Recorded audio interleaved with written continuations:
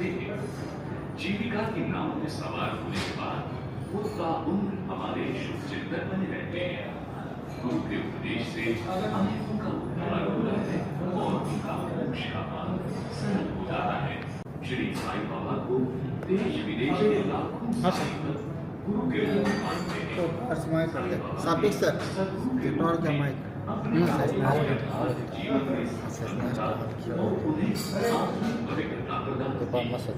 जब शिष्यों में अपने गुरु के प्रति अपार श्रद्धा हो तो गुरु उन्हें संसार रूपी सागर पार करा देते हैं।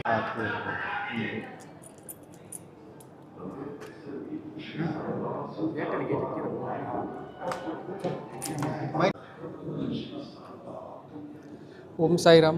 माझं नाव ओम बाबू जाधव.